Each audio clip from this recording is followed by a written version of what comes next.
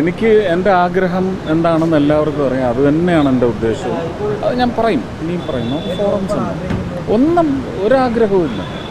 എന്ത് വന്നാലും ഏറ്റെടുക്കണം. കേരളത്തിൻ്റെ ഒരു മന്ത്രി എന്നുള്ള നിലയിൽ ഇപ്പോൾ കഴിഞ്ഞ തവണയൊക്കെ തന്നെ സംസ്ഥാന സർക്കാരുമായി പലതരത്തിലുള്ള അഭിപ്രായ ഭിന്നതയൊക്കെ കഴിഞ്ഞ മന്ത്രിക്കുണ്ടായിരുന്നു.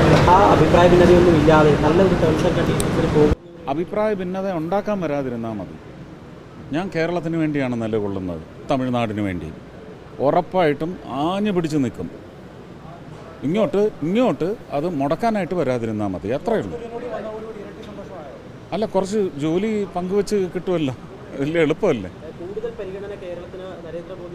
അങ്ങനെ കൂടുതൽ കാര്യങ്ങളൊന്നും ഉണ്ടാവണമെന്ന് ഞാൻ പറയില്ല. ന്യായമായത് കിട്ടണം. അയ്യോ, എനിക്കറിയത്തില്ല. അല്ല, അതുപോലും വേണ്ടെന്നാണ് ഞാൻ പറയുന്നത്. എന്താ പോലും എന്ന് നിങ്ങളെങ്ങനെയാണ് പറയുന്നത്? Media one very good. കോൺസ്റ്റിറ്റ്യൂഷനെ നിങ്ങൾ എത്രമാത്രം മതിക്കുന്നു എന്നുള്ളത് നമുക്ക് നേരത്തെ അറിയാം.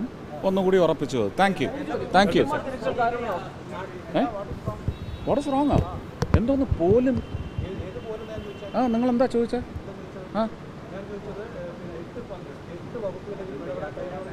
അതല്ല, സഹമന്ത്രി സ്ഥാനം.